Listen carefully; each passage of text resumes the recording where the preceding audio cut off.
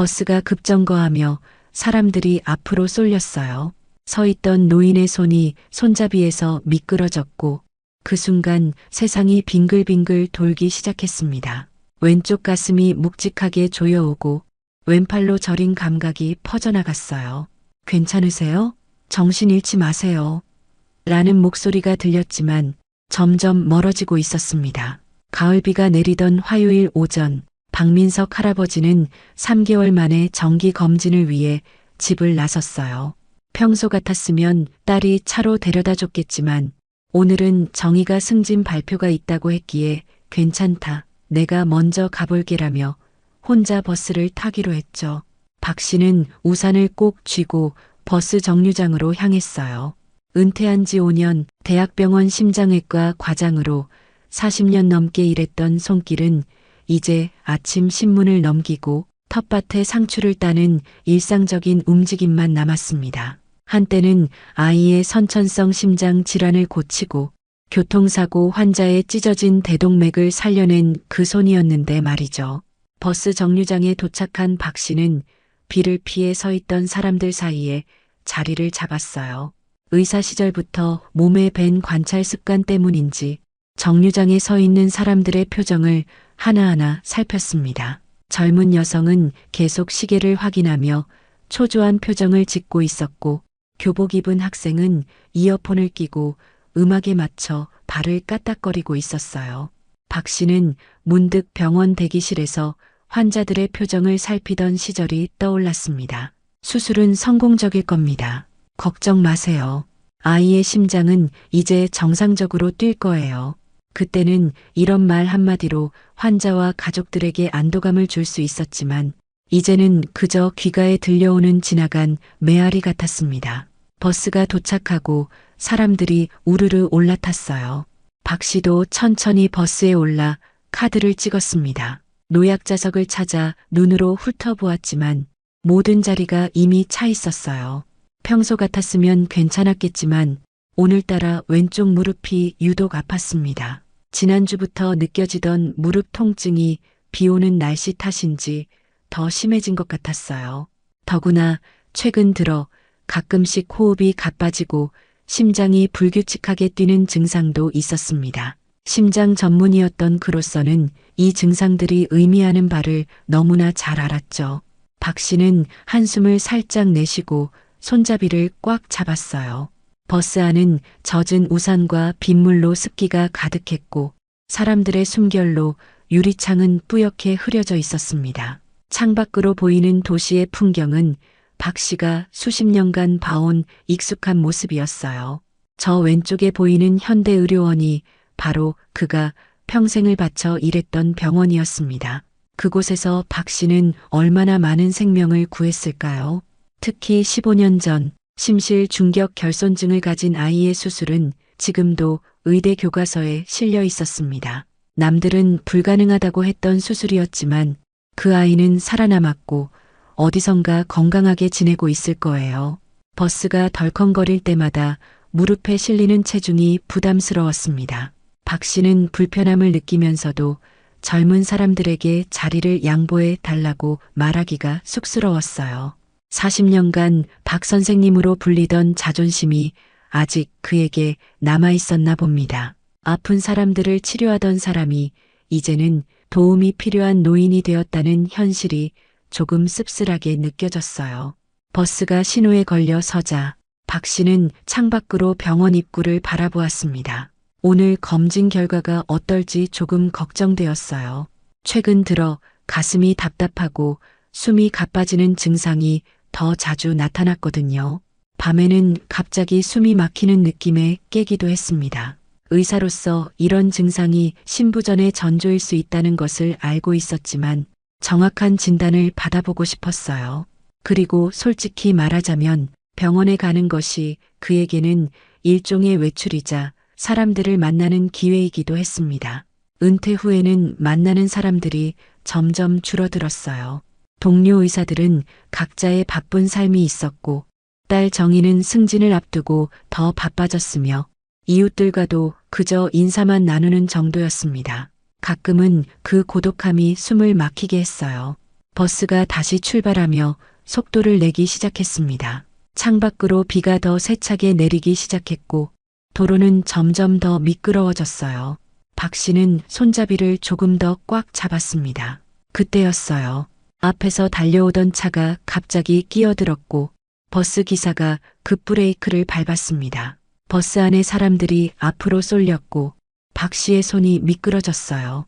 균형을 잃은 그 순간 갑자기 가슴이 조여들었습니다. 왼쪽 팔에 저린 감각이 퍼지며 통증이 밀려왔어요. 심장이 마구 뛰기 시작했고 숨을 쉬기가 힘들어졌습니다. 세상이 빙글빙글 돌기 시작했고 시야가 좁아져 갔어요. 할아버지, 괜찮으세요? 정신 잃지 마세요. 젊은 남자가 재빠르게 사람들 사이를 뚫고 왔습니다. 그는 즉시 박 씨의 맥박을 확인하고 옆으로 눕혔어요. 그의 손동작은 어딘가 익숙하고 능숙했습니다. 마치 의료인처럼 말이죠. 주변 승객들의 반응은 제각각이었어요. 어떤 사람들은 놀라서 자리에서 일어났고 몇몇은 당황해서 뒤로 물러났으며 한 여학생은 걱정스러운 표정으로 가까이 다가왔습니다. 119에 신고했어요. 라고 누군가 외쳤어요. 박 씨는 희미한 의식 속에서 자신을 돕는 청년을 바라보았습니다. 그 청년의 얼굴에는 걱정과 집중력이 동시에 담겨 있었어요. 특히 그의 손동작은 의료인처럼 정확하고 숙련되어 있었습니다. 맥박이 불규칙해요. 호흡도 가빠요. 청년은 주변 사람들에게 말하며 박 씨의 와이셔츠 단추를 풀어주었어요. 의식이 점점 흐려지는 가운데 박 씨는 이 청년의 목에 걸린 병원 아이디 카드를 희미하게 보았습니다.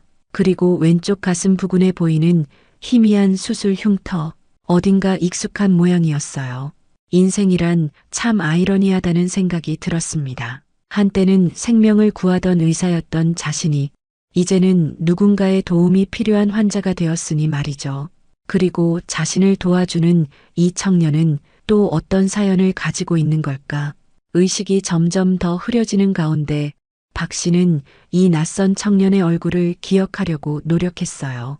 하지만 곧 다시 어둠이 그를 덮쳤습니다. 그리고 모든 것이 조용해졌어요. 사이렌 소리가 멀리서 점점 가까워졌어요. 박 씨는 희미한 의식 속에서 그 소리를 들었습니다. 눈을 뜨려고 했지만 몸이 그의 말을 듣지 않았어요. 누군가 계속해서 자신의 손을 잡고 있다는 느낌이 들었습니다. 따뜻하고 단단한 손이었어요. 오랜만에 느껴보는 안정감이었습니다. 곧 구급차가 도착할 거예요. 의식을 잃지 마세요. 심장 박동이 불규칙합니다. 청년의 차분하지만 전문적인 목소리가 귓가에 맴돌았어요. 구급차가 도착하고 구급대원들이 버스에 올라왔습니다. 재빠르게 상황을 파악하고 박 씨를 이송 준비하는 모습이 희미하게 보였어요. 청년은 구급대원에게 박 씨의 상태를 정확하게 설명했습니다.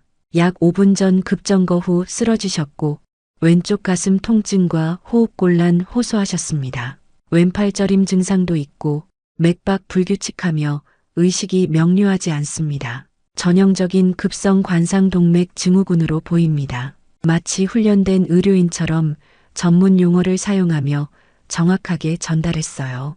구급대원은 청년에게 환자와의 관계를 물었습니다. 청년은 그저 같은 버스에 탄 승객일 뿐이라고 대답했어요. 그럼에도 자신이 현대의료원 의료진이며 병원까지 동행하겠다고 했습니다. 그의 목소리에는 단순한 직업적 의무 이상의 무언가가 담겨 있었어요. 박 씨는 들것에 실려 버스에서 내려졌습니다. 가을비는 여전히 내리고 있었어요. 비에 젖지 않도록 구급대원들이 재빠르게 구급차로 그를 옮겼습니다. 청년도 뒤따라 구급차에 올랐어요. 박 씨는 흔들리는 구급차 안에서 희미한 의식을 되찾았습니다. 천장에 달린 형광등이 깜빡이는 것이 보였어요. 익숙한 광경이었습니다. 40년간 의사로 일하며 얼마나 많은 응급 이송 중인 환자를 진료했던가. 이제는 자신이 그 자리에 있다는 사실이 낯설게 느껴졌어요. 박 씨는 시선을 돌려 옆에 앉아 있는 청년을 보았습니다. 젊은 남자는 걱정스러운 표정으로 자신을 내려다보고 있었어요. 그제야 청년의 얼굴을 제대로 볼 수 있었습니다. 30대 초반으로 보이는 청년은 단정한 차림새의 지적인 인상을 가지고 있었어요. 그의 목에는 병원 아이디 카드가 걸려 있었습니다. 김준호, 현대의료원 심장내과 전문의. 박 씨는 그 이름을 머릿속에 새겼어요. 목에 걸린 아이디 카드를 보니 준호는 자신이 평생을 바쳐 일했던 바로 그 병원에 근무하고 있었습니다. 이 우연의 일치가 신기했어요. 준호는 박 씨가 깨어난 것을 알아채고 안도의 표정을 지었습니다. 괜찮으세요? 곧 병원에 도착합니다. 걱정 마세요. 현대의료원은 심장질환 치료가 최고니까요. 의사답게 차분하게 안심시키는 말투였어요. 박 씨는 말을 하려 했지만 목이 너무 말랐고 가슴은 여전히 답답했습니다. 대신 고개를 살짝 끄덕이는 것이 그가 할 수 있는 전부였어요. 심장이 여전히 불규칙하게 뛰고 있다는 것을 느낄 수 있었습니다. 의사로서 그는 자신의 상태가 좋지 않다는 것을 잘 알고 있었어요. 구급차는 사이렌을 울리며 빠르게 병원을 향해 달렸습니다. 준호는 계속해서 박 씨의 상태를 확인했어요. 맥박을 재고 산소 포화도를 살피는 모습이 매우 전문적이었습니다. 마침내 구급차가 병원 응급실 앞에 도착했어요. 문이 열리고 응급실 의료진들이 재빠르게 박 씨를 응급실로 이송했습니다. 준호도 함께 들어가며 의료진에게 상황을 설명했어요. 급성 관상동맥 증후군 의심됩니다. ECG 검사와 심장효소 검사 즉시 필요합니다. 응급실 의사와 간호사들이 분주하게 움직이며 그의 상태를 확인하기 시작했어요. 이 모든 상황이 박 씨에게는 너무나 익숙하면서도 낯설었습니다. 지금까지는 항상 환자를 돌보는 입장이었는데 이제는 자신이 그 환자가 된 것이었으니까요. 그때 한 여성 간호사가 준호를 발견하고 놀란 표정을 지었어요. 준호, 오늘 오후 컨퍼런스 발표 준비해야 하지 않아? 준호는 간단히 상황을 설명했습니다. 출근길에 버스에서 발생한 일과 환자의 상태를 전달했어요. 미경이라는 이름의 그 간호사는 준호의 여자친구였습니다. 미경은 곧바로 전문적인 모습으로 돌아와 박 씨의 상태를 살폈어요. 혈압 145에 95, 맥박 불규칙, 산소 포화도 93%. 의료진은 재빠르게 심전도 검사와 혈액 검사를 진행했습니다. 응급실 의사가 검사 결과를 보고 진단을 내렸어요. 불안정형 협심증입니다. 즉시 심장내과 입원 필요하며 CCU에서 모니터링해야 합니다. 상태에 따라 관상동맥 조영술이나 스텐트 시술 고려해야 할 것 같습니다. 박 씨는 그 말을 듣자 쓴웃음이 났어요. 자신이 얼마나 많은 환자들에게 같은 설명을 했던가. 하지만 지금은 자신이 그 자리에 있다는 사실이 아이러니하게 느껴졌습니다. 미경이 환자의 신원을 확인하기 위해 가방에서 지갑을 꺼냈어요. 신분증을 보는 순간 그녀는 놀란 표정을 지었습니다. 박민석, 혹시 박민석 교수님이신가요? 박 씨는 고개를 끄덕였어요. 미경은 준호에게 신분증을 보여주었습니다. 준호의 얼굴이 창백해졌어요. 그는 신분증을 보더니 마치 유령이라도 본 듯한 표정을 지었습니다. 박민석 교수님, 정말 그분이신가요? 박 씨는 의아한 표정으로 준호를 바라보았어요. 이 청년이 자신을 알고 있다는 사실이 의외였습니다. 박 씨는 의사에게 자신도 이 병원 심장외과 의사였다고 말했어요. 5년 전 은퇴했지만 40년간 이 병원에서 심장수술을 집도했다고 설명했습니다. 응급실 의사는 놀란 표정을 지었어요. 박민석 교수님이라며 존경의 뜻을 표했습니다. 심장외과의 전설적인 의사로 의대생들도 다 아는 분이라고 말했어요. 이 과정 내내 준호는 말없이 박 씨를 바라보고 있었습니다. 그의 눈에는 복잡한 감정이 어려 있었어요. 응급실에서의 처치가 끝나고 박 씨는 병실로 옮겨지게 되었습니다. 의료진은 심장내과 병동의 집중치료실로 그를 이송했어요. 준호는 미경과 잠시 복도에서 대화를 나누었습니다. 내 컨퍼런스는 신경 쓰지 마. 다른 선생님께 부탁드릴게. 나는 박 교수님을 직접 돌봐야 해. 미경은 의아한 표정을 지었어요. 왜 그렇게 신경 쓰는 거야? 다른 담당이가 있잖아. 준호의 표정은 진지했습니다. 내가 직접 담당하고 싶어. 개인적인 이유가 있어. 미경은 준호의 표정을 보더니 더 묻지 않았어요. 하지만 그녀의 눈빛에는 의문이 가득했습니다. 박 씨가 병실에 안정을 취한 후 준호가 진료를 위해 들어왔어요. 박 씨는 문득 딸 정희가 걱정될 것 같아 전화를 해야겠다고 생각했습니다. 하지만 휴대폰이 버스에 두고 온 것을 깨달았어요. 제 휴대폰이 버스에 있는 것 같은데 딸에게 연락해야 합니다. 준호는 미소를 지으며 가방을 내밀었어요. 이미 가져왔습니다. 버스 기사님께서 보관하고 계셨어요. 제가 설명드리고 받아왔습니다. 박 씨는 감사의 마음을 표현했습니다. 준호의 이런 세심한 배려가 의아하게 느껴졌어요. 보통은 응급 상황에서 도움을 준 후 각자의 길을 가는 것이 일반적인데 준호는 계속해서 박 씨를 신경 쓰고 있었기 때문입니다. 박 씨가 가방에서 휴대폰을 꺼내 딸에게 연락한 후 준호에게 그 이유를 물었어요. 왜 저를 이렇게 특별히 신경 쓰시는 건가요? 게다가 제 이름을 아시는 것 같은데. 준호는 잠시 망설이더니 병상 옆에 앉았습니다. 그리고 천천히 셔츠의 버튼을 2개 풀었어요. 왼쪽 가슴에는 수술 흉터가 있었습니다. 독특한 Y자 모양의 흉터였어요. 그 모양을 본 순간 박 씨는 숨이 멎는 것 같았습니다. 그 특이한 Y자 모양의 흉터는 그가 20년 전 개발한 독특한 수술 방식의 흔적이었어요. 심실 중격 결손증을 위한 특수 수술 기법으로 일반적인 수술보다 회복이 빠르고 후유증이 적은 혁신적인 방법이었습니다. 그 수술법으로 살린 환자는 30명 정도에 불과했어요. 준호는 조용히 말했습니다. 저는 20년 전 10살 때 선천성 심장 질환으로 사망 위기에 처했습니다. 모든 의사들이 포기했지만 박 교수님께서 새로 개발한 수술법으로 제 생명을 구해주셨어요. 박 씨는 깊은 충격에 빠졌습니다. 20년 전 수술 장면이 마치 어제 일처럼 선명하게 떠올랐어요. 중증 심실 중격 결손증을 가진 10살 소년.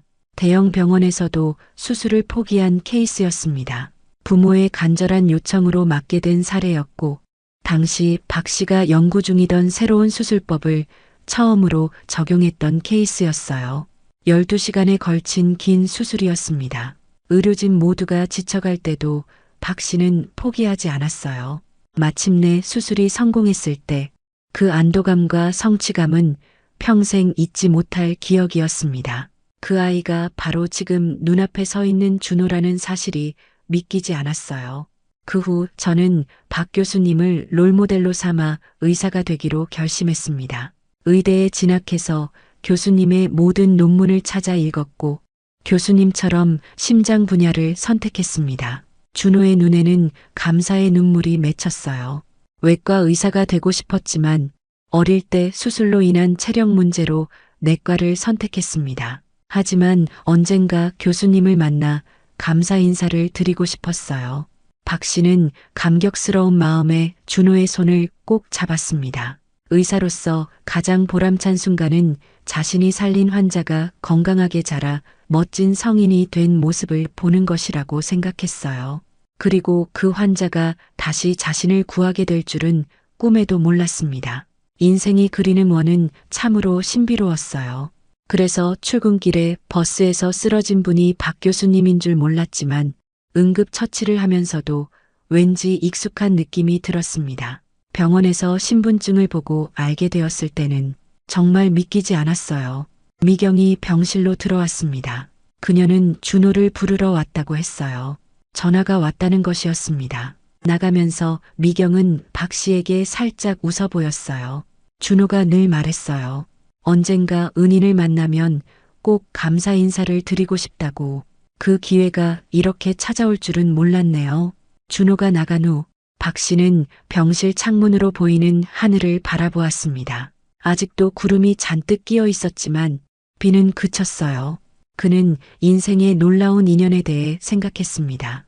은퇴 후 가끔씩 느끼던 공허함과 쓸쓸함이 오늘 이 우연한 만남으로 조금은 채워진 것 같았어요.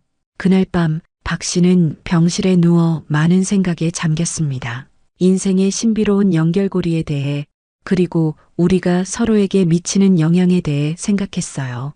창밖으로 어둠이 깊어갔지만 박 씨의 마음은 오랜만에 밝고 따뜻했습니다. 내일 딸 정희가 병원에 오기로 했어요.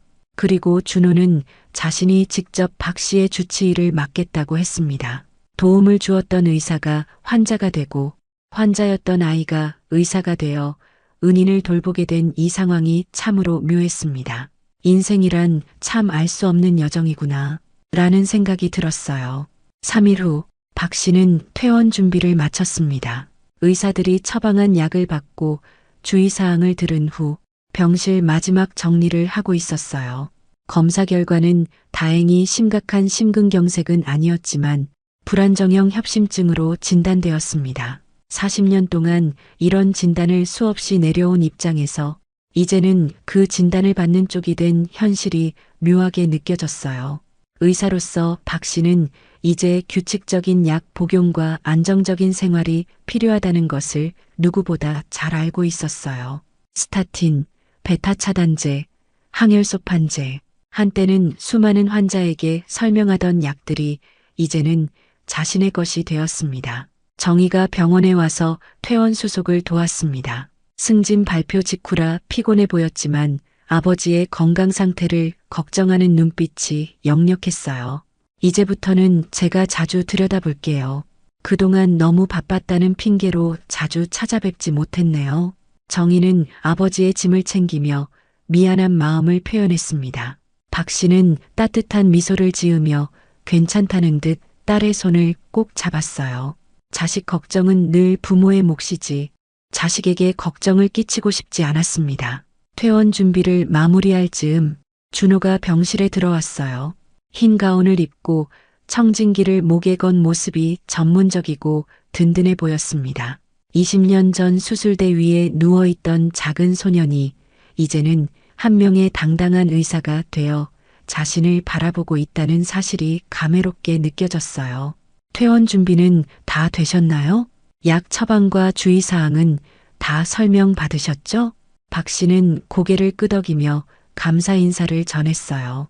처방대로만 잘 따르면 대부분 증상이 조절됩니다라는 말이 목까지 차올랐지만 지금은 자신이 그 말을 해줄 위치가 아니라는 것을 깨달았습니다. 준호는 박 씨에게 자신의 연락처가 적힌 명함을 건넸습니다.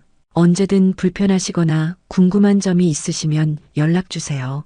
정기적인 후속 진료도 필요합니다. 특히 니트로글리세린은 항상 소지하셔야 합니다.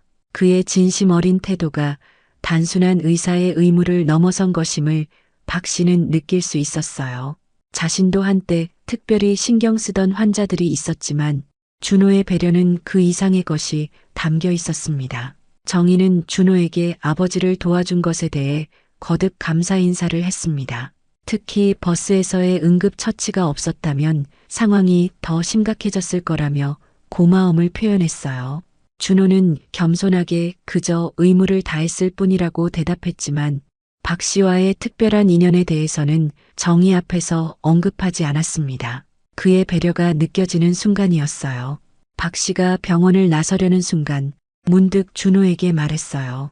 다음 주 화요일 시간이 괜찮다면 점심이라도 같이 하면 어떨까요? 제대로 감사 인사를 드리고 싶습니다. 이런 제안을 하는 것이 오랜만이라 목소리가 살짝 떨렸습니다. 준호의 얼굴에 환한 미소가 번졌습니다. 그는 기꺼이 그러겠다며 화요일 점심 약속을 잡았어요. 박 씨는 정희의 차를 타고 집으로 돌아왔습니다. 차 창문 밖으로 보이는 도시의 풍경이 이전과 다르게 느껴졌어요. 마치 새로운 눈으로 세상을 보는 것 같았습니다. 사흘 전 심장 발작으로 쓰러졌던 그 순간 삶의 끝을 보는 듯 했지만 이제 다시 시작하는 기분이었어요. 차 안에서 정희가 물었습니다. 아버지, 약은 제가 한번 정리해 드릴까요? 요즘 앱으로 약 복용 시간 알려주는 것도 있어요. 박 씨는 웃으며 고개를 저었습니다. 내가 40년간 의사였는데 그 정도는 할 수 있지. 그리고 20년 전 자신이 살린 그 소년이 이제는 의사가 되어 자신을 구했다는 사실이 여전히 놀라웠습니다. 정희가 박 씨를 집에 데려다 주고 식재료를 냉장고에 채워 넣었어요. 비상시 연락 방법을 다시 한번 확인하고 집안의 위험 요소들을 점검했습니다. 아버지, 욕실 매트가 미끄러워 보여요. 내일 미끄럼 방지 매트로 바꿔드릴게요. 정희는 이틀에 한 번씩 들르겠다고 약속했어요. 직장이 바빠도 아버지의 건강이 더 중요하다며 단호하게 말했습니다. 박 씨는 딸에게 부담을 주기 싫었지만 그 따뜻한 배려가 고마웠어요. 그러면서도 자신의 독립성이 조금씩 줄어드는 것 같아 복잡한 심정이었습니다. 혼자 살던 시간이 길어지면서 가끔은 외로움을 느꼈기 때문입니다. 화요일이 되자 박 씨는 설레는 마음으로 준비했어요. 준호와의 점심 약속이 기다려졌습니다. 병원 근처 조용한 식당에서 만나기로 했어요. 2시에 준호는 병원 업무가 끝난다고 했습니다. 박 씨는 약속 시간보다 조금 일찍 도착해 창가 자리에 앉았어요. 햇살이 따뜻하게 들어오는 자리였습니다. 오랜만에 느끼는 기대감이었어요. 은퇴 후에는 이런 설렘을 느낄 일이 많지 않았습니다. 정확히 약속 시간에 준호가 도착했어요. 병원 가운 대신 깔끔한 셔츠 차림이었습니다. 준호는 박 씨를 보자 환한 미소로 인사했어요. 병원에서의 권위 있는 의사가 아닌 스승을 만난 제자처럼 한층 편안한 모습이었습니다. 그는 자신이 특별히 좋아하는 이 식당의 메뉴를 추천했습니다. 여기 연어 샐러드가 정말 좋아요. 심장 건강에도 좋고요. 두 사람은 천천히 식사를 하며 이야기를 나눴어요. 준호는 자신의 어린 시절과 수술 후 겪었던 일들에 대해 이야기했습니다. 수술 후 회복 과정이 쉽지는 않았어요. 1년 정도는 학교 체육 시간도 참여하지 못했고 친구들이 놀릴 때도 있었습니다. 그의 목소리에 잠시 그때의 아픔이 묻어났어요. 하지만 교수님 덕분에 제가 다시 태어났다고 생각합니다. 부모님은 항상 교수님을 은인이라고 말씀하셨어요. 박 씨는 그 말을 들으며 가슴이 따뜻해졌습니다. 의사로서의 보람을 다시 한번 느꼈어요. 준호는 수술 후 의사가 되기로 결심했다고 말했습니다. 특히 박 교수의 논문들을 찾아 읽으며 심장에 관한 지식을 쌓았다고 했어요.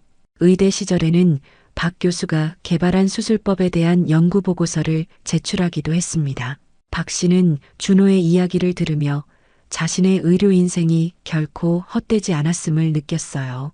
자신이 그토록 몰두했던 의학 연구와 술기 개발이 이렇게 다음 세대로 이어지고 있다는 사실이 감격스러웠습니다. 은퇴 후에는 가끔 내가 했던 일들이 의미 있었는지 회의가 들 때도 있었어요. 하지만 당신을 만나고 나니 그런 생각이 사라졌습니다. 준호는 진지한 표정으로 박 씨의 말에 귀 기울였어요. 대화가 이어지는 동안 박 씨는 문득 준호의 가슴에 있는 흉터가 궁금해졌습니다. 수술 흉터는 많이 불편하지 않나요? 그 당시에는 흉터를 최소화하는 기술이 지금처럼 발달하지 않았거든요. 준호는 살짝 웃으며 대답했어요. 어릴 때는 친구들이 놀릴까봐 걱정했지만 지금은 오히려 자랑스럽게 생각합니다. 이 흉터 덕분에 제가 살아있으니까요. 그는 잠시 망설이다가 셔츠 단추를 두어 개 풀고 흉터를 보여주었습니다. 20년이 지났지만 여전히 선명한 Y자형 흉터가 있었어요. 그것은 박 씨가 개발한 특수 접근법의 흔적이었습니다. 이 수술법은 당시 제가 연구 중이던 새로운 방식이었어요. 기존 수술보다 접근 각도를 달리해서 회복 속도를 높이고 합병증을 줄이는 방법이었죠. 박 씨는 의학적 열정이 다시 살아나는 것을 느꼈어요. 그는 준호에게 수술 과정과 당시 연구 상황에 대해 상세히 설명했습니다. 준호는 마치 소중한 강의를 듣는 학생처럼 열심히 경청했어요. 가끔 전문적인 질문을 던지기도 했습니다. 준호의 질문 하나하나가 의학적으로 깊이 있어 박 씨는 감탄했어요. 단순히 살아남은 환자를 넘어 뛰어난 의학적 소양을 갖춘 의사로 성장한 모습이 자랑스러웠습니다. 내과를 선택한 이유가 있나요? 외과 의사가 되고 싶지 않았나요? 준호는 잠시 생각에 잠기더니 대답했어요. 사실 교수님처럼 외과 의사가 되고 싶었습니다. 하지만 수술 후유증으로 오랜 시간 서 있는 것이 힘들어서 내과를 선택했어요. 그의 솔직한 답변에 박 씨는 고개를 끄덕였습니다. 의사의 길은 결코 쉽지 않다는 것을 누구보다 잘 알고 있었어요. 그래도 심장내과를 선택한 것은 교수님의 영향이 컸습니다. 심장이라는 장기의 매력을 느꼈고 그것이 제 운명이라고 생각했어요. 대화가 이어지는 동안 미경에게서 전화가 왔습니다. 준호가 잠시 통화를 하는 모습을 보며 박 씨는 그와 미경의 관계가 궁금해졌어요. 통화를 마친 준호는 미경이 오늘 저녁 식사를 함께 하자고 제안했다고 말했습니다. 미경과는 어떻게 만났나요? 준호는 부드러운 미소를 지으며 이야기했어요.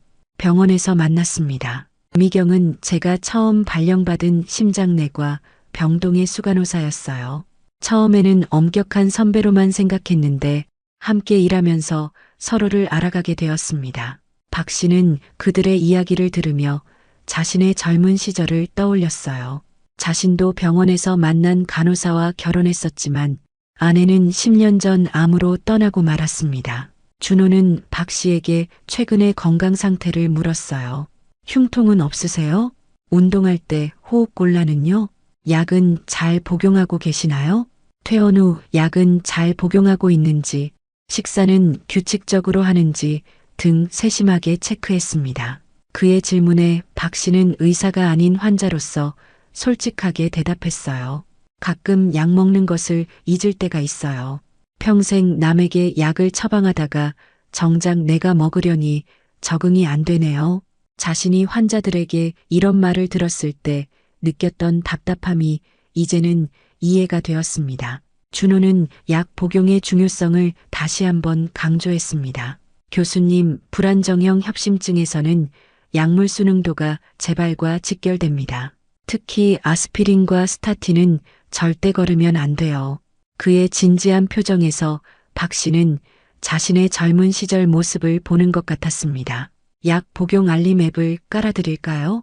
요즘 어르신들도 많이 사용하세요. 박 씨는 살짝 불편한 표정을 지었지만 말로 표현하지는 않았어요.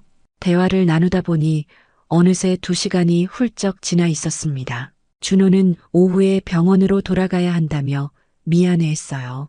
박 씨는 괜찮다며 준호의 손을 꼭 잡았습니다. 오늘 이렇게 시간 내줘서 고마워요. 덕분에 오랜만에 의미 있는 대화를 나눈 것 같습니다. 준호는 오히려 자신이 감사하다며 정중히 인사했어요.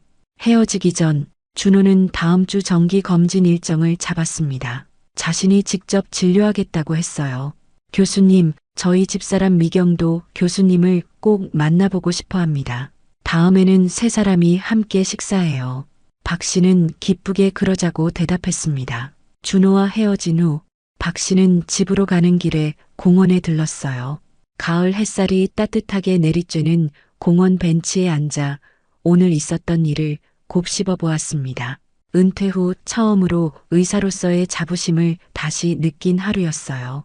자신이 살린 생명이 이렇게 훌륭한 의사로 성장하여 다시 자신을 구했다는 사실이 경이로웠습니다. 인생이란 참 신비로운 여정이라는 생각이 들었어요. 공원 벤치에서 일어나 집으로 향하던 그때 갑자기 가슴이 답답해지기 시작했습니다. 왼쪽 가슴에서 시작된 압박감이 턱과 왼팔로 퍼져나갔어요. 숨이 가빠지고 차가운 식은땀이 흘렀습니다. 얼마 전 버스에서 느꼈던 그 익숙한 통증이 다시 찾아온 것이었어요. 의사로서 박 씨는 이것이 협심증 발작임을 분명히 알았습니다. 떨리는 손으로 가방에서 니트로글리세린을 꺼내 혀 밑에 넣었어요.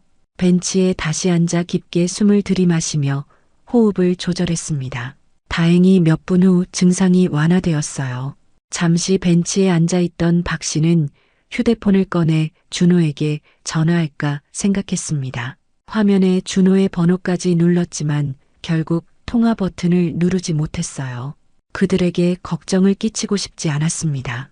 더구나 정희는 승진한 직후라 더 바빠질 텐데 부담을 주고 싶지 않았어요.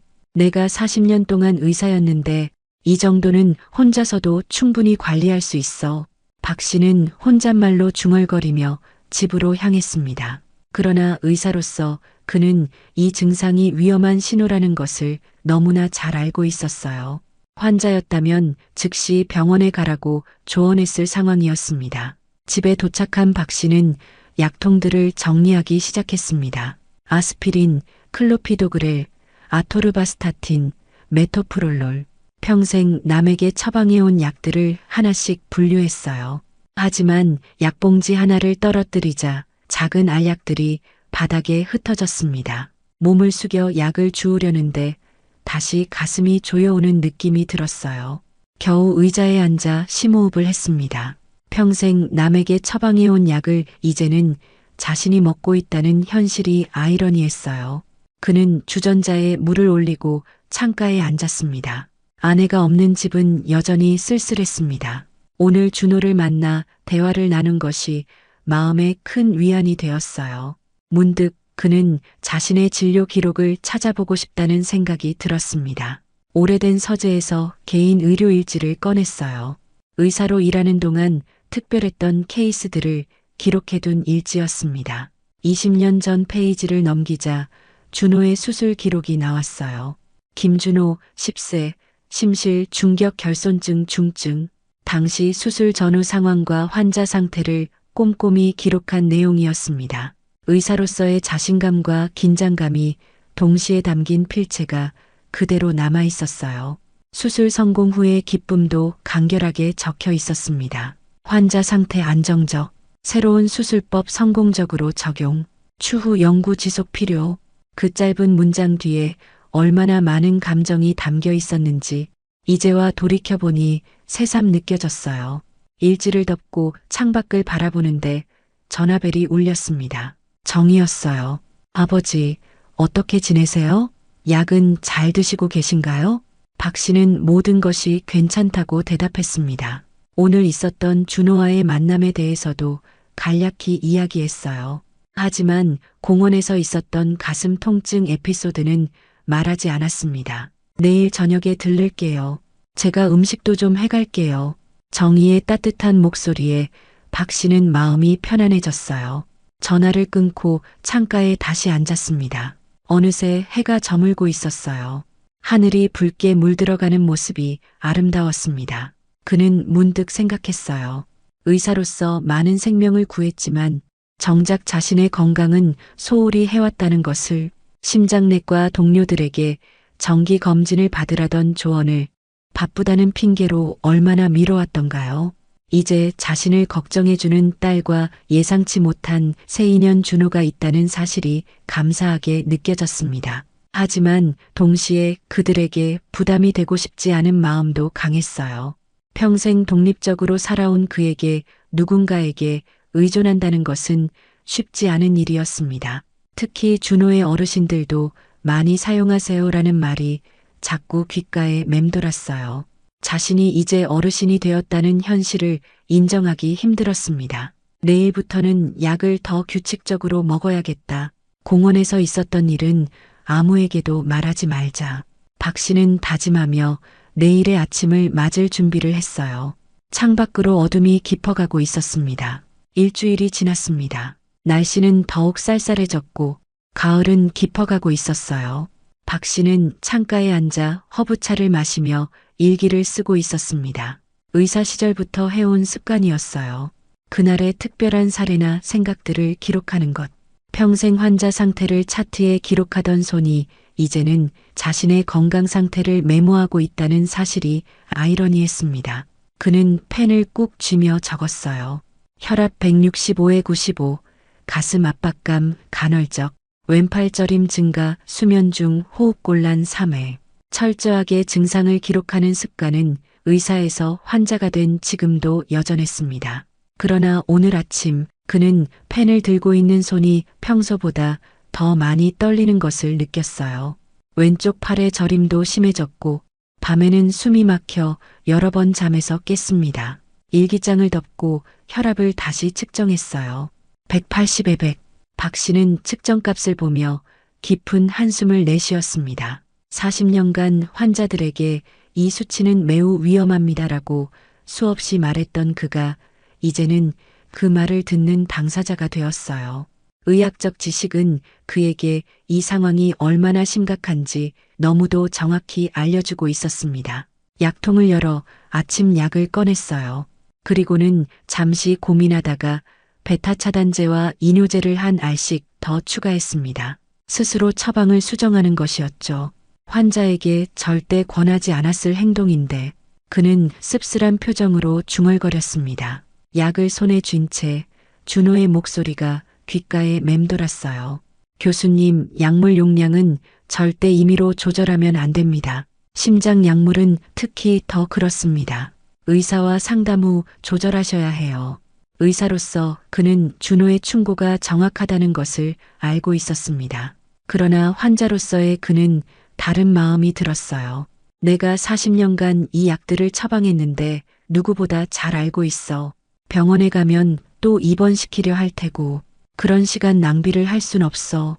결국 더 많은 약을 삼키고 창가에서 깊은 숨을 내쉬었습니다. 정희는 어제 와서 냉장고를 채워두고 갔어요.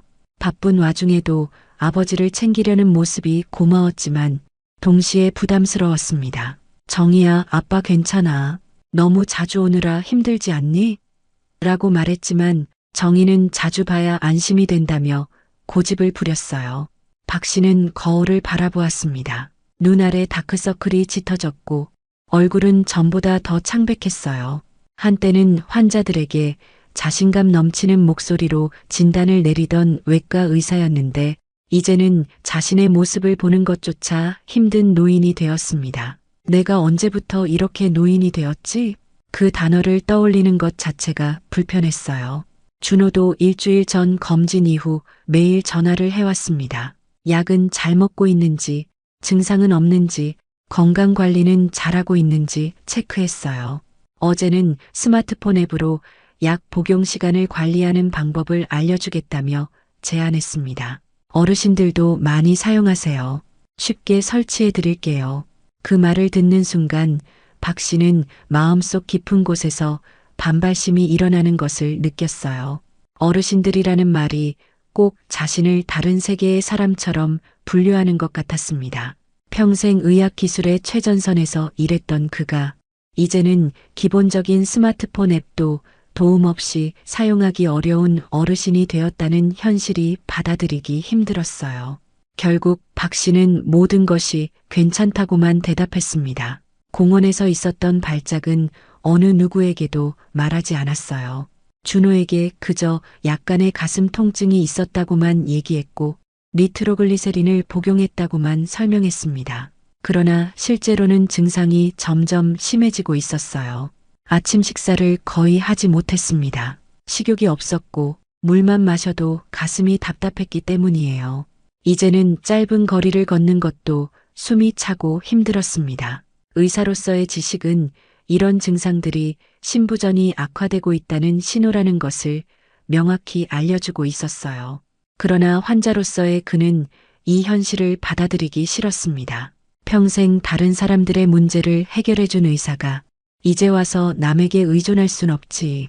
자존심일까요? 아니면 부담을 주기 싫은 마음일까요?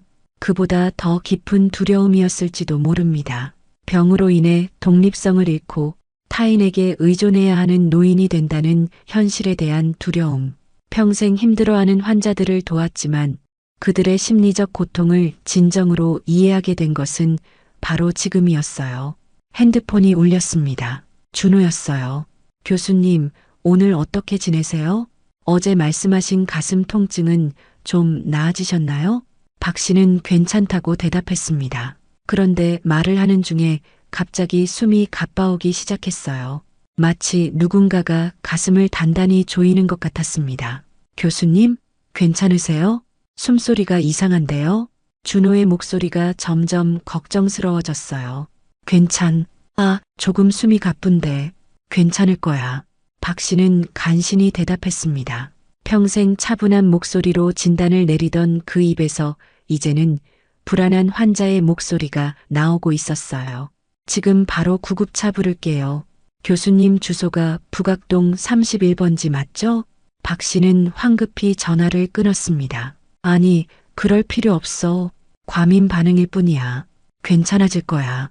하지만 준호는 이미 전화를 끊고 아마도 구급차를 부르고 있을 거라고 생각했어요. 박 씨는 불안한 마음에 소파에 앉아 심호흡을 하기 시작했습니다. 정말 구급차가 온다면 얼마나 낭패일까요? 이웃들의 이목도 신경 쓰였고 무엇보다 응급환자라는 꼬리표가 붙는 것이 두려웠어요. 평생 응급실에서 생명을 구하던 의사가 이제는 그 응급실로 실려가는 환자가 된다는 사실이 받아들이기 힘들었습니다. 바로 그때 초인종이 울렸어요. 이렇게 빨리 구급차가 올 리가 없는데 문을 열어보니 준호가 서 있었습니다. 교수님, 다행히 병원 근처에 있었어요. 구급차보다 제가 먼저 왔네요. 준호의 얼굴에는 걱정과 안도가 뒤섞여 있었어요. 의사 가운을 입은 채로 달려온 듯 했습니다. 그 모습이 20년 전 수술실에서 자신의 모습과 겹쳐 보였어요. 한때 자신이 그랬듯이 지금 준호는 생명을 구하기 위해 모든 것을 제쳐두고 달려온 것입니다. 역할이 완전히 뒤바뀐 순간이었어요. 준호 씨, 정말 괜찮아요. 그냥 약간 숨이 가쁜 것뿐이에요. 이런 증상은 이전에도 있었고, 준호는 말을 듣지 않고 청진기를 꺼내 박 씨의 가슴에 대었습니다. 평생 남의 가슴에 청진기를 대던 의사가 이제는 진찰을 받는 환자가 되어 젊은 의사의 차가운 청진기 접촉에 움츠러드는 순간이었어요. 심잡음이 들립니다. 호흡음도 깨끗하지 않고요. 폐에 수분이 찬 것 같아요. 준호의 목소리에는 의사로서의 전문적 단호함이 묻어났습니다. 더 이상 존경하는 스승 앞에 선 제자가 아니라 환자 앞에 선 의사의 모습이었어요. 그는 재빠르게 맥박을 재고 혈압계를 꺼냈습니다. 190에 110. 교수님, 이 상태로는 즉시 입원하셔야 합니다. 그 말을 듣는 순간 박 씨의 내면에서 의사와 환자 사이에 갈등이 일어났어요. 의사로서의 그는 이 수치가 심각하다는 것을 알고 있었습니다.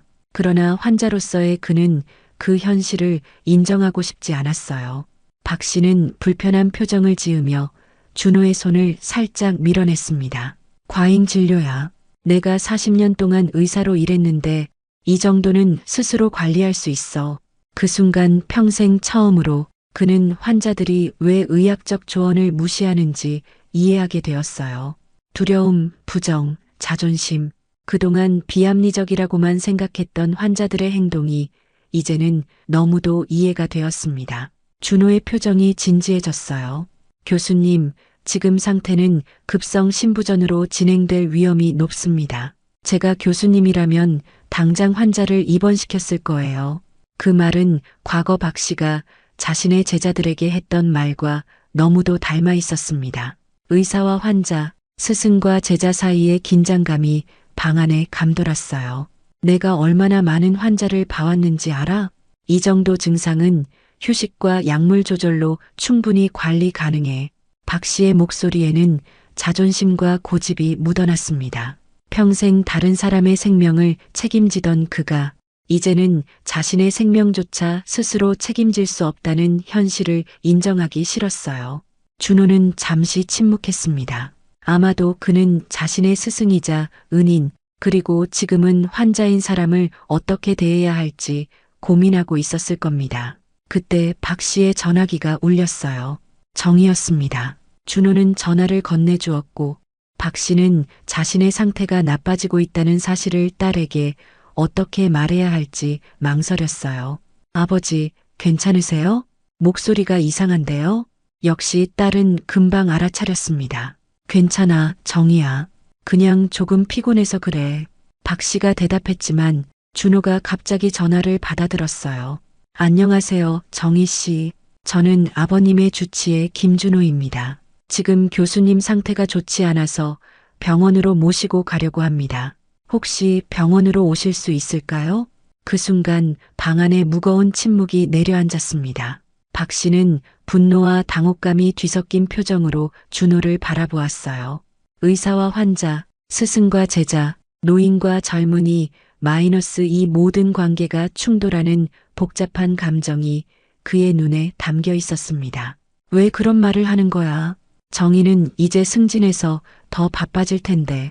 준호는 전화를 끊고 박 씨를 바라보았어요. 젊은 의사의 눈빛은 더 이상 존경하는 제자의 눈빛이 아니었습니다. 환자의 생명을 지키려는 의사의 확고한 눈빛이었어요. 교수님, 저도 의사입니다. 그리고 지금 당신은 환자예요. 가족들이 알 권리가 있습니다. 그 말은 마치 과거 박 씨가 환자 가족들에게 했던 말과 똑같았습니다. 40년 의사 생활에서 수없이 했던 말이 이제는 그가 듣는 말이 되었어요. 박 씨는 깊은 한숨을 내쉬었습니다. 평생 환자들에게 했던 말을 이제는 자신이 듣고 있다는 사실이 아이러니했어요. 내 몸은 내가 가장 잘 알아. 병원에 가면 또 여러 검사하고 약 조절하고 그냥 집에서 쉬면 나아질 거야. 준호의 표정이 복잡해졌습니다. 전문가로서의 판단과 스승에 대한 존경 사이에서 갈등하는 것 같았어요. 그러다 문득 결심한 듯 목소리를 낮추며 말했습니다. 교수님, 20년 전 제가 10살 때 부모님이 모든 병원에서 수술 불가 판정을 받았을 때 유일하게 교수님만이 저를 포기하지 않았습니다. 그때 교수님이 하셨던 말씀 기억하세요? 박 씨는 잠시 생각에 잠겼어요. 그 순간 20년 전 수술실의 기억이 생생하게 떠올랐습니다. 절망에 빠진 부모님과 불안해하는 어린 준호의 모습, 그리고 자신이 자신감 있게 했던 말. 모든 생명은 포기할 가치가 없다. 그랬던 것 같네. 준호는 고개를 끄덕였어요. 그렇습니다. 그리고 교수님의 생명도 포기할 가치가 없어요. 제발 병원에 가시죠. 그 순간 과거와 현재가 완벽하게 뒤바뀐 것 같았습니다. 한때는 자신이 환자의 생명을 위해 싸웠고 이제는 준호가 자신의 생명을 위해 싸우고 있었어요. 20년이라는 세월이 흘러 역할이 완전히 바뀐 것입니다. 그 깨달음의 순간 박 씨는 갑자기 극심한 가슴 통증을 느꼈습니다. 마치 가슴을 누군가가 강하게 누르는 것 같았어요. 숨을 쉴 수 없을 정도로 고통스러웠습니다. 그는 소파에서 미끄러지듯 쓰러졌어요. 준호가 재빠르게 다가와 박 씨를 붙잡았습니다. 교수님, 정신 차리세요. 준호는 즉시 전화기를 꺼내 119에 전화했어요. 급성 심근경색 의심 환자, 70세 남성, 기존에 불안정형 협심증 진단받았고 현재 심한 흉통과 호흡곤란 있습니다. 북악동 31번지로 구급차 보내주세요. 그의 목소리는 떨리면서도 분명했습니다. 한때 자신의 생명을 구했던 의사의 생명을 이제는 자신이 구하려는 순간 준호는 재빠르게 박 씨의 와이셔츠 단추를 풀고 넥타이를 느슨하게 했습니다. 그리고 가방에서 니트로글리세린을 꺼내 박 씨의 혀 밑에 넣어 주었어요. 교수님, 제 말 들리시나요? 호흡을 깊게 하세요. 박 씨는 희미한 의식 속에서 준호의 목소리를 들었습니다.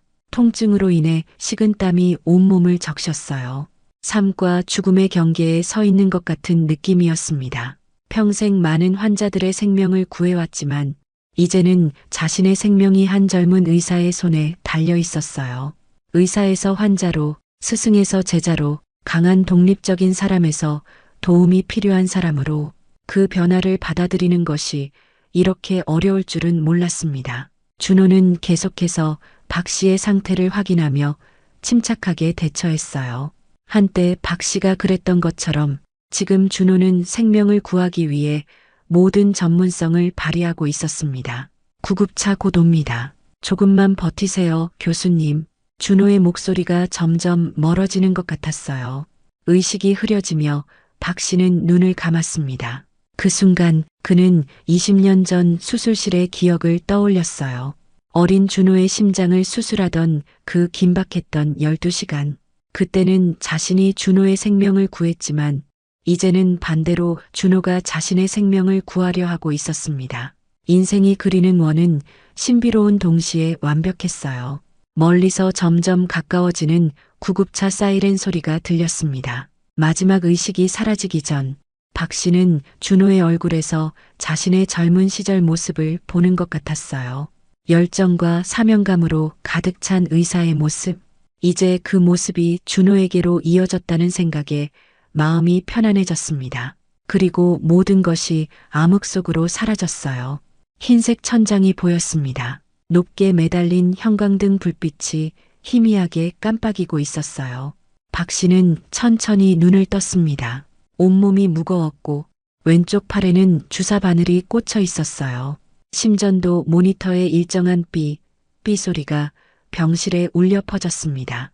40년간 그 소리를 들으며 환자를 치료했는데 이제는 그 소리가 자신의 심장 박동을 알려주고 있었어요.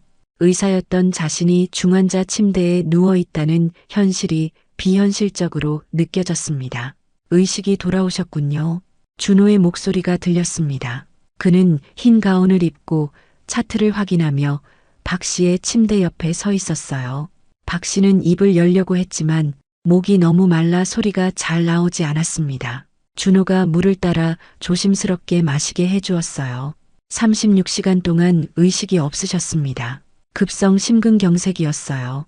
다행히 제때 응급처치가 이루어져 심각한 손상은 없습니다. 준호의 목소리는 침착했지만 눈빛에는 안도감이 역력했어요. 의학적 용어들이 이제는 자신의 상태를 묘사하는 단어가 되었다는 사실이 낯설었습니다. ST 분절 상승, 심근효소 수치, 심실 기능, 평생 다른 환자들에게 설명했던 용어들이 이제는 자신의 현실이 되어 있었어요. 박 씨는 주변을 둘러보았습니다. 중환자실의 모습이 낯설지 않았어요. 수많은 환자를 돌보던 곳에 이제는 그가 누워 있다는 사실이 묘하게 느껴졌습니다. 정희가 문을 열고 들어왔어요. 며칠 밤을 새운 듯 얼굴이 지쳐 보였지만 아버지가 깨어난 것을 보고 안도의 미소를 지었습니다. 아버지, 정말 걱정 많이 했어요. 그녀는 박 씨의 손을 조심스럽게 잡았어요. 손에 힘을 주어 살짝 담내하는 것이 박 씨가 할 수 있는 전부였습니다. 정희의 눈에는 피로와 함께 복잡한 감정이 어려 있었어요. 승진 직후 찾아온 아버지의 위기 상황. 독립적이던 아버지가 이렇게 취약한 모습으로 누워있는 현실이 그녀에게도 큰 변화였을 것입니다. 준호는 침착하게 상황을 설명했어요. 응급실에 도착 직후 심장 카테터 시술을 받았고 관상동맥에 스텐트를 삽입했다고 했습니다. 근육 손상을 최소화하기 위해 골든타임 내에 시술이 이루어졌다고 덧붙였어요. 전문가로서 박 씨는 이 설명이 의미하는 바를 정확히 알고 있었습니다. 자신의 심장 일부가 영구적으로 손상되었다는 것을, 이제 평생 약물 치료가 필요하다는 것을 말이죠. 앞으로는 약물 요법과 함께 생활습관 개선이 매우 중요합니다. 그리고 혼자 지내시는 것도 당분간은 위험할 것 같습니다. 의사로서 준호의 말이 옳다는 것을 박 씨는 잘 알고 있었어요. 수없이 많은 환자들에게 똑같은 조언을 했던 그가 이제는 그 말을 듣는 쪽이 되었습니다. 하지만 여전히 그의 마음 한구석에는 불편함이 자리 잡고 있었어요. 누군가에게 의존해야 한다는, 더 이상 스스로를 완전히 책임질 수 없다는 현실을 인정하기가 여전히 어려웠습니다. 정희가 말했어요. 아버지가 태어나면 자신의 집에서 함께 지내자고 제안했습니다. 제 아파트에 방이 하나 더 있어요. 당분간만이라도 함께 지내면 어떨까요? 승진했지만 업무 조정에서 재택근무도 가능해요. 정희의 목소리에는 간절함이 묻어났습니다. 평소 바쁜 직장 생활 중에도 아버지에 대한 걱정이 있었을 텐데 이번 일을 계기로 그 감정이 더 강해진 것 같았어요. 박 씨는 망설였습니다. 딸에게 부담을 주고 싶지 않았고 무엇보다 자신의 독립성을 잃는 것이 두려웠어요. 정희야, 내 생활이 있는데 아빠가 방해될 것 같아. 정희의 눈에 눈물이 고였습니다. 아버지, 항상 저 걱정만 하셨잖아요. 제가 어릴 때부터 바쁘셔도 항상 챙겨주셨는데 이제는 제가 아버지를 돌볼 차례예요. 그녀의 말에는 어린 시절부터 쌓인 감사와 사랑이 담겨 있었어요. 의사라는 직업이 가족에게 주었던 부재와 희생에 대한 보답의 마음이 느껴졌습니다. 정희는 이어서 말했어요. 사실 아버지가 쓰러졌다는 전화를 받았을 때 제 세상이 무너지는 것 같았어요. 승진은 중요하지 않았어요. 아버지가 안 계시면. 그녀의 목소리가 흔들렸습니다. 박 씨는 이번 일을 겪으며 자신의 건강이 본인뿐 아니라 가족에게도 얼마나 중요한지 깨달았어요. 자신의 고집이 딸에게 얼마나 큰 걱정과 고통을 주었는지 이제야 제대로 이해했습니다. 며칠 후 박 씨는 일반 병실로 옮겨졌어요. 회복 속도가 빨라 의료진도 놀랐다고 했습니다. 하지만 그는 의사로서 회복에 시간이 필요하다는 것을 잘 알고 있었어요. 자신의 심장 근육이 얼마나 손상되었는지, 그것이 앞으로의 삶에 어떤 영향을 미칠지 너무나 정확히 알고 있었습니다. 그 의학적 지식이 때로는 불안감을 더하기도 했어요. 병실 창문으로 바라본 하늘은 맑았습니다. 팔걸이 의자에 앉아있던 준호가 말했어요. 교수님의 수술 기록을 꼼꼼히 살펴봤다고 했습니다. 20년 전 자신의 수술 당시 상황도 모두 확인했다고 덧붙였어요. 제 수술 케이스가 교수님의 특수와이자 절개법의 첫 성공 사례였더군요.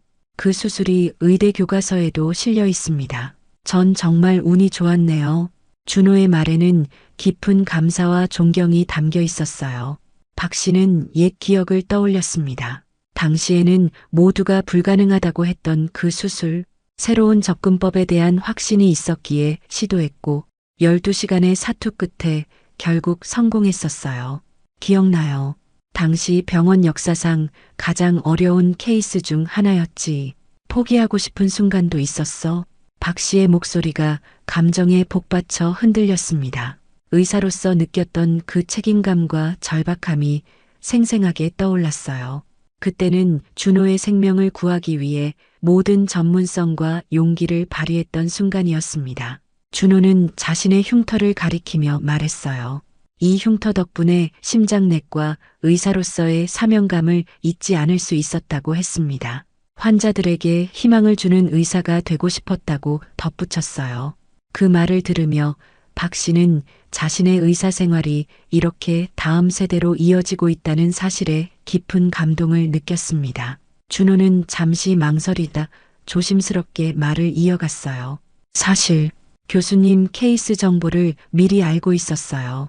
병원 기록을 통해 교수님이 우리 병원에서 검진 받으신다는 것을 알았죠. 하지만 직접 말씀드리기가 쉽지 않았어요. 준호의 고백에 박 씨는 놀랐습니다. 우연이라고 생각했던 만남이 사실은 준호가 오랫동안 찾아왔던 인연이었다는 사실이 새삼 놀라웠어요. 그날 버스에서 우연히 만난 것도 아니었군요. 준호는 고개를 저었습니다. 정말 순수한 우연이었다고 말했어요.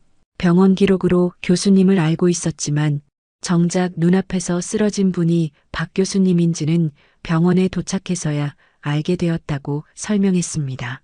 그 말을 들으며 박 씨는 인생의 신비로운 우연에 대해 생각했어요.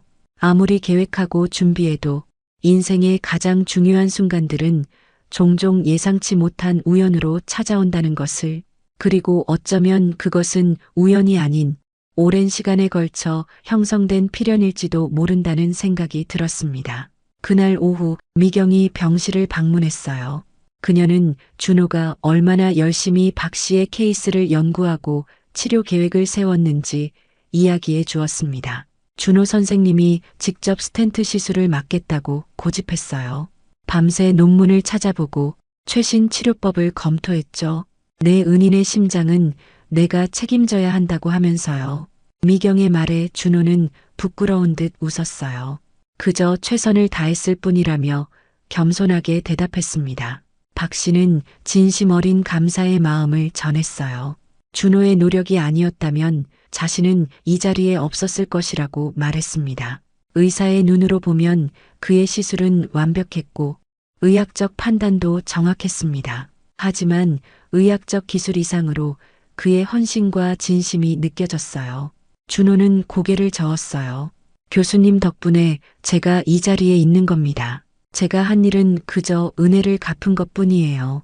그 순간 박 씨는 자신의 삶이 얼마나 많은 사람들과 연결되어 있는지 깊이 깨달았습니다. 의사로서 살려낸 생명들이 이렇게 다시 자신에게 돌아온다는 것이 경이로웠어요.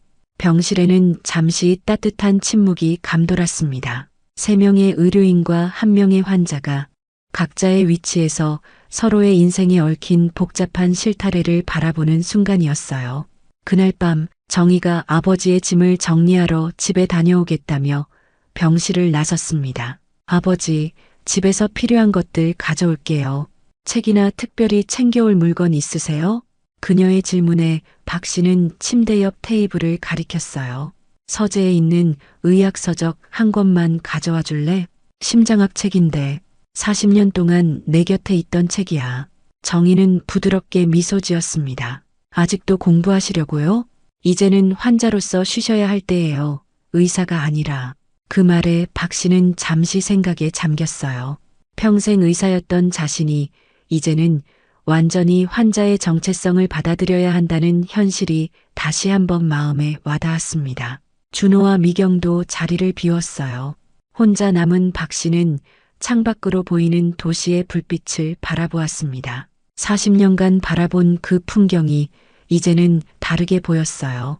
자신이 얼마나 많은 환자들을 치료했을까 생각해 보았습니다. 그들 중 몇 명이 지금 준호처럼 어딘가에서 자신의 직업을 이어가고 있을까요?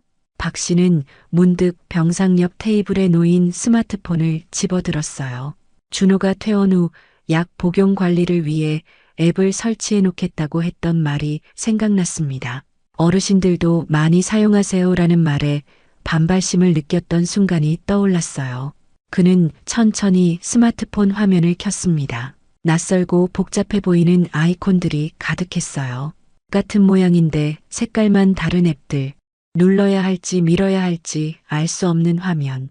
의학 교과서보다 더 복잡해 보였습니다. 하지만 평생 의학이라는 복잡한 분야를 공부해온 그였기에 이 작은 기계도 익힐 수 있으리라 생각했어요. 손가락으로 조심스럽게 화면을 터치해 보았습니다. 아이콘을 누르자 새로운 창이 열렸어요. 약 복용 알림이라는 앱이었습니다. 준호가 미리 설치해 둔 것 같았어요. 화면에는 복용 시간과 약의 종류가 정리되어 있었습니다. 아침 7시 아스피린, 스타틴, 베타 차단제. 바로 자신이 평생 환자들에게 처방했던 약들이었어요. 손가락을 더 움직여 설정 부분을 들어갔습니다. 생각보다 어렵지 않았어요. 어르신들도 많이 사용한다. 이제 그 말이 부정적으로 들리지 않았습니다. 오히려 나 같은 사람도 배울 수 있다는 의미로 들렸어요. 화면을 좀 더 살펴보니 어떻게 알림을 설정하는지, 어떻게 복용 기록을 남기는지 조금씩 이해가 되었습니다. 한때는 복잡한 심장 수술법을 개발했던 그의 두뇌가 이제는 새로운 기술을 배우는데 집중하고 있었어요. 박 씨는 이제 자신이 의사가 아닌 환자임을, 독립적인 성인이 아닌 도움이 필요한 노인임을 조금씩 받아들이기 시작했습니다. 그것은 패배가 아니라 삶의 또 다른 단계로의 자연스러운 이행이라는 것을 깨달았어요. 다음 날 아침 준호가 회진을 왔습니다. 박 씨는 조금 더 편안한 마음으로 그를 맞이했어요. 약 복용 관리 앱 한번 가르쳐 주겠나? 어제 좀 둘러봤는데 아직 완전히 이해하지 못했어. 그 말에 준호의 얼굴에 환한 미소가 번졌습니다. 의사와 환자, 스승과 제자, 노인과 젊은이 사이의 벽이 조금씩 허물어지는 순간이었어요. 준호는 기꺼이 앱 사용법을 설명해 주었습니다. 약 복용 시간 알림부터 혈압 기록 방법까지 천천히 하나씩 알려주었어요. 여기 보세요. 약을 복용하면 이 체크박스를 누르시면 돼요. 그러면 기록이 남고 다음 복용 시간도 자동으로 계산됩니다. 준호의 설명은 환자를 위한 배려가 담겨 있었습니다. 의학 용어를 쉽게 풀어 설명하듯 기술적인 용어도 쉽게 풀어서 설명해 주었어요. 그리고 혈압이나 맥박 같은 측정값도 여기에 기록할 수 있어요. 그래프로도 볼 수 있고 이상 수치가 나오면 알림도 줍니다. 박 씨는 점점 앱의 기능을 이해하기 시작했습니다. 이게 다 돼? 생각보다 편리하네. 내가 젊었을 때는 환자 차트를 모두 손으로 기록했는데 박 씨는 진심으로 놀랐습니다. 평생 의학 지식을 쌓아왔지만 이런 새로운 기술에는 문외한이었어요. 그동안 거부감만 가지고 있었는데 막상 배우니 큰 도움이 된다는 것을 느꼈습니다. 사진도 찍을 수 있고 가족들과 건강 정보를 공유할 수도 있네. 새로운 기능을 발견할 때마다 박 씨의 눈빛이 점점 밝아졌어요. 준호는 미소 지으며 말했어요. 기술이 이렇게 발전한 것도 박 교수님 같은 분들이 의학을 발전시켜 왔기 때문이라고 했습니다. 새로운 수술법을 개발하는 것이나 새로운 앱을 배우는 것이나 결국은 모두 더 나은 삶을 위한 도전이라고 덧붙였어요. 교수님, 이런 앱은 환자의 자기 관리 능력을 높여주죠. 의사가 24시간 곁에 있을 수 없으니까요. 환자의 역할도 중요하다는 걸 교수님께서도 항상 강조하셨잖아요. 그 말을 들으며 박 씨는 세대 간의 단절이 아닌 연결의 가능성을 보았습니다. 젊은 세대와 노년 세대가 서로에게 배우고 가르치며 함께 성장할 수 있다는 깨달음이었어요. 준호의 손가락이 화면을 가볍게 터치하며 앱의 다른 기능들을 보여주었습니다. 이런 알림 기능도 있어요. 정혜 씨에게도 같은 앱을 깔면 아버님이 약을 제때 복용하셨는지 확인할 수 있고요. 박 씨는 잠시 생각에 잠겼습니다. 한때는 그런 감시가 불편하게 느껴졌을 텐데 이제는 그것이 딸의 걱정을 덜어줄 수 있는 방법으로 보였어요. 정희한테 도움이 될 것 같네. 그 아이가 걱정이 많으니까. 퇴원 날짜가 다가왔습니다. 정희는 아버지를 자신의 집으로 모시고 가기 위한 준비를 마쳤어요. 박 씨의 집에서 필요한 물건들을 가져왔고 자신의 아파트 남는 방을 아버지를 위해 정리했습니다. 아버지가 편하게 지내실 수 있도록 침대도 높이 조절되는 걸로 바꿨어요. 욕실에도 안전바를 설치했고요. 정희의 목소리에는 설렘과 걱정이 뒤섞여 있었어요. 처음으로 아버지를 보살피는 입장이 된 딸의 복잡한 감정이 느껴졌습니다. 처음에는 딸의 제안을 거부하려 했지만 이제 박 씨는 도움을 받아들이는 것이 결코 약함이 아니라는 것을 이해하기 시작했어요. 오히려 도움이 필요할 때 그것을 인정하는 것이 더 큰 용기일 수 있다는 것을. 정희야, 고마워. 아빠가 많이 걱정했지만 내 도움을 받아들이는 것도 내가 배워야 할 일이구나. 그 말에 정희의 눈에 눈물이 고였습니다. 항상 강하고 독립적이던 아버지의 변화가 그녀에게는 감동적으로 다가왔나 봅니다. 준호와 미경도 자주 방문하겠다고 약속했어요. 준호는 의학적 조언을, 미경은 간호 도움을 제공하겠다고 했습니다. 우리가 세 번째 가족이 될게요, 교수님. 미경의 따뜻한 말에 박 씨의 마음이 젖어들었습니다. 퇴원 전날 밤, 박 씨는 준호에게 작은 봉투를 건네주었어요. 내가 가장 소중하게 여기던 청진기야. 40년 동안 사용한 것이지. 이제는 내가 가지고 있으면 좋겠다. 준호는 감격스러운 표정으로 봉투를 받았습니다. 그의 눈에는 눈물이 고였어요. 평생 간직하겠습니다, 교수님. 준호는 청진기를 조심스럽게 목에 걸었습니다. 마치 의사로서의 사명을 다시 한번 확인하는 것처럼 보였어요. 그 모습을 보며 박 씨는 자신의 의학적 여정이 준호를 통해 계속 이어진다는 사실에 뿌듯함을 느꼈습니다. 헤어지는 자리에서 준호가 말했어요. 다음 주부터 정기적인 가정 방문 진료를 하겠다고 했습니다.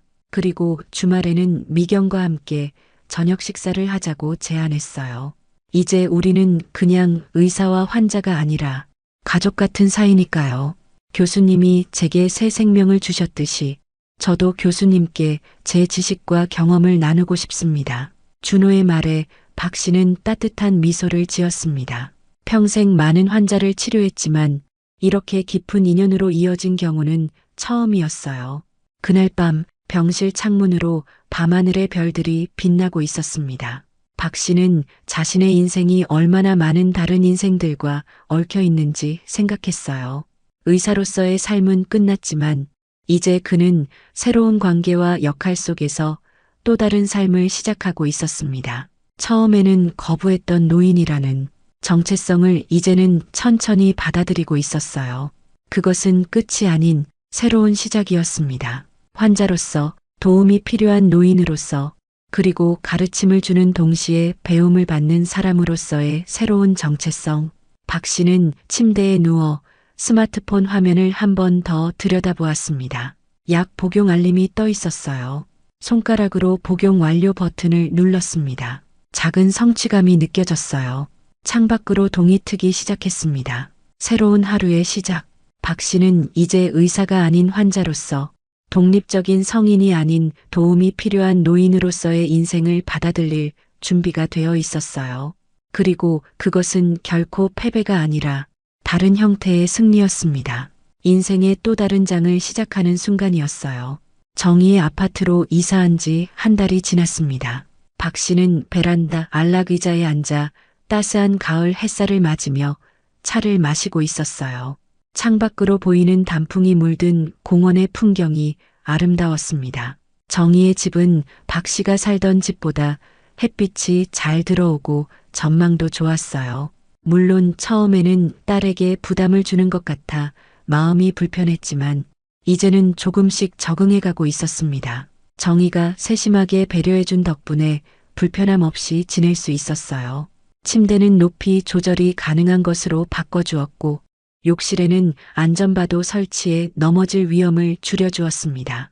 무엇보다 혼자 있는 시간이 길었던 이전과 달리 저녁이면 함께 식사하고 대화할 수 있다는 것이 큰 위안이 되었어요. 박 씨는 스마트폰을 집어들고 약 복용 알림 앱을 확인했습니다. 오후 2시 아스피린, 베타 차단제, 준호가 알려준 앱을 이제는 능숙하게 사용하는 모습이 자랑스러웠어요. 처음에는 어려웠던 화면 터치와 버튼 조작이 이제는 일상이 되었습니다. 한때는 자신이 환자들에게 처방해주던 약들을 직접 복용하고 있다는 사실이 아직도 가끔 낯설게 느껴졌어요. 약을 꺼내 한 알씩 입에 넣고 물을 마신 후 복용 완료 버튼을 눌렀습니다. 몇 초 후 정희에게서 메시지가 왔어요. 아버지, 약 잘 드셨네요. 오늘 회사에서 일이 일찍 끝나서 5시쯤 집에 갈게요. 약 복용 기록이 정희에게도 전송된다는 사실이 처음에는 불편했지만 이제는 딸의 걱정을 덜어줄 수 있어 오히려 좋게 느껴졌습니다. 박 씨는 미소를 지으며 알았다고 답장했어요. 테이블 위에는 준호가 가져다 준 의학 서적들이 놓여 있었습니다.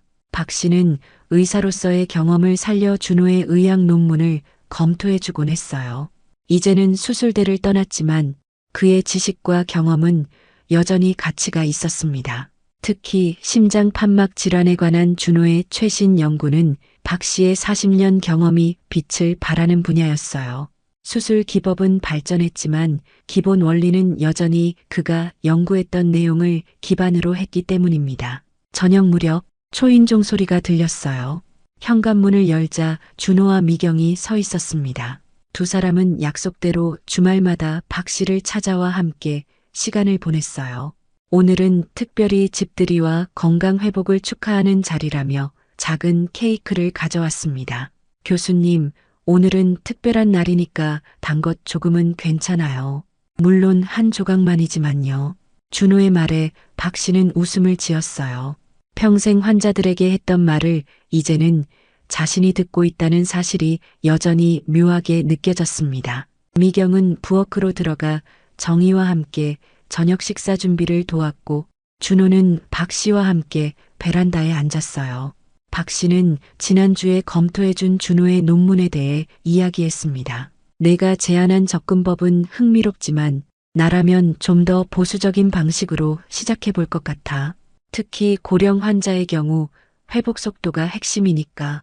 준호는 진지하게 경청하며 메모를 했어요. 자신이 살린 소년이 이제는 뛰어난 의사가 되어 새로운 의학 지식을 만들어가는 모습이 자랑스러웠습니다. 준호는 박 씨의 건강 상태도 체크했어요. 혈압은 안정적인지, 가슴 통증은 없는지, 약은 잘 복용하고 있는지 확인했습니다. 이제는 의사와 환자라는 관계를 넘어 서로를 돌보는 가족 같은 사이가 되어 있었어요. 저녁 식사 시간, 네 사람은 테이블에 둘러앉았습니다. 정희가 준비한 건강식이 테이블에 가득했어요. 박 씨가 좋아하는 생선구이와 채소 반찬들, 저염식으로 조리된 요리들이었습니다. 아버지, 이 반찬들은 미경이 알려준 방법으로 만들었어요.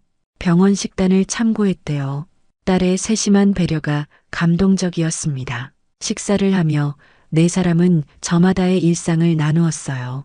정희는 회사에서 있었던 재미있는 에피소드를 들려주었고, 미경은 병원에서 만난 환자들의 이야기를 나누었습니다.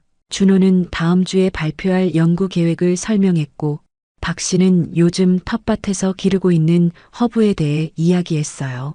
세대와 경험이 다른 네 사람이 모여 만드는 따뜻한 대화의 시간이었습니다. 식사 후 정희가 케이크에 초를 꽂았어요. 박 씨의 건강 회복을 축하하는 자리였습니다.